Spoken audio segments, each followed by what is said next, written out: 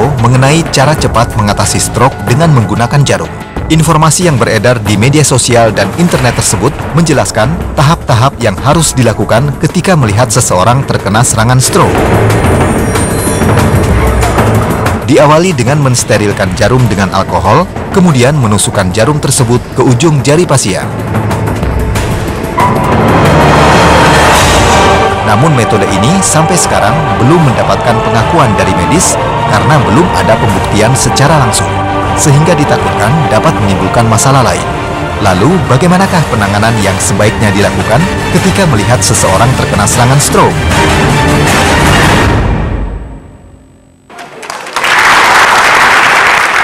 Aduh, serem juga ya.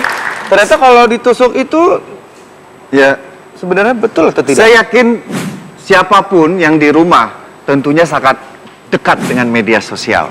Kalau baca ada berita-berita meyakinkan banget tuh, mengabarkan tentang kesehatan. Betul. Akhirnya dipercaya, dilakukan. Kalau bekti gini, kan pasti terlihat pernah lah terima pesan-pesan dari dapat broadcast seperti itu. Broadcast itu dapat sempat percaya nggak sebenarnya? Sempat percaya karena aku pikir itu masuk akal ya. Mungkin karena adanya penyumbatan, terus kemudian kalau ditusuk itu akhirnya kan keluar tuh darahnya kan, akhirnya tuh bisa melancar dan dia meringankan stroke-nya gitu. Tidak bekti, ini adalah hoax alias adalah berita yang menyesatkan atau keliru. Proses dari stroke itu adalah proses yang bukan sifatnya 1-2 hari. Bukan sumbatan 1-2 hari. Ini sumbatan yang lama, di masa tertentu benar-benar yang menyumbat pembuluh darah di otak. Terus otak itu kan merupakan suatu perkumpulan pembuluh darah saraf yang cukup rumit. Iya. Tidak langsung dengan respon menusuk jari menusuk jarum ke jari ataupun menusuk jarum di bagian tubuh yang lain, langsung masalah itu selesai. Yang dikhawatirkan malah saat menusuk jarum muncul infeksi baru, apalagi kalau jarumnya nggak steril. Oke, Bekti. Ya. Tapi Bekti pernah lihat nggak orang yang terkena serangan stroke? Secara langsung sih belum pernah. Kita kasih contoh. Apa Tadi tuh? jari yang ditusuk. Nah, ini jarum.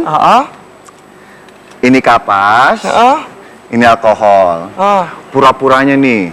Bekti, maaf ya Bekti. Iya. Saya sih nggak pengen seperti itu. Kreatif saya yang pengen sama produser saya. Apa tuh? Pura-puranya Bekti terkena serangan stroke. Coy. Makanya saya juga. Na'udzubillah min dzalik. Enggak, maksudnya Bekti akan Udah ya. Maksud saya, Bekti akan membantu pemirsa di rumah dan di studio ya menunjukkan beberapa gejala serangan stroke, dan saya akan membawa pemirsa sebenarnya ini serangan stroke apa enggak. Acting. Bisa kalau itu mah. Berapa ratus film sudah keluar dari seorang Bekti? Udah banyak yang keluar. Berapa ratus sandiwara ini? Iya, banyak itu semua nggak laku semua. Oke. Di sini. Ya, saat Bekti jatuh, ya kita sebagai penolong segera pindahkan ke tempat yang nyaman. Kebetulan saya punya kursi. Aduh, kenapa harus ini, Weh? Taruh ya. Oke.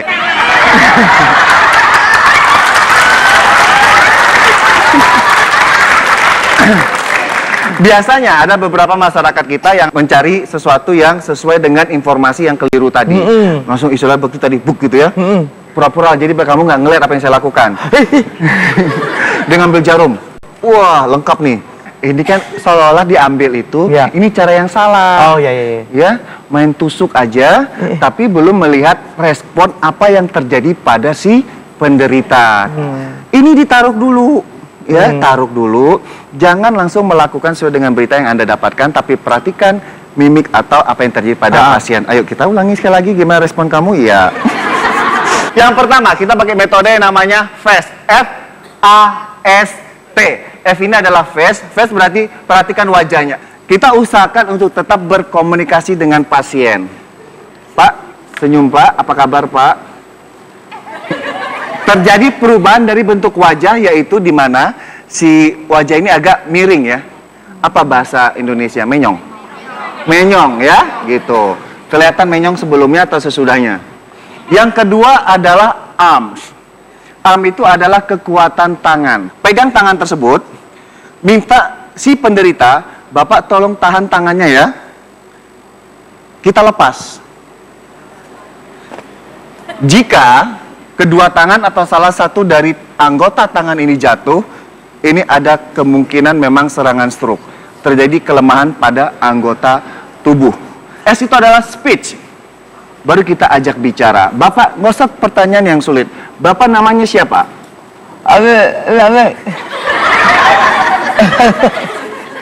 Perhatikan yang paling mudah dilihat adalah lidah. Lidahnya agak miring dan bicaranya cadel. Oh ya. Ya, ini adalah salah satu tanda yang bisa mengarah ke stroke. Yang terakhir adalah T. Time. Waktu. Semakin cepat kita mencari pertolongan, semakin meminimalkan kemungkinan kerusakan yang terjadi di otak. Telepon ambulan. Oke, terima kasih Pak Indra Bekti.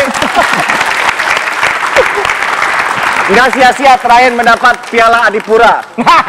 Piala Adipura itu untuk kebersihan lingkungan. Ya, tingkat RT. Iya lagi. Ya, walaupun kita bawakannya ringan, sederhana, penuh guyon, mudah-mudahan informasi tadi itu cepat diserap oleh masyarakat kita. Betul. Sehingga masyarakat kita itu tidak mudah mengambil segala satu informasi sebenarnya itu adalah hoax alias palsu. Betul. Jadi harus telah dulu dicek dulu benar atau tidak gitu. Karena ya. stroke ini bukan suatu masalah yang dipandang sepele, kerusakan otak itu tidak bisa dilihat dengan kasat mata. Apapun yang terjadi, kalau pasien sudah tidak bisa berkomunikasi dengan kita, segera telepon ambulan. Ya, setelah ini masih banyak tips menarik di Dr. Oz Indonesia. Sesaat lagi kami akan kembali.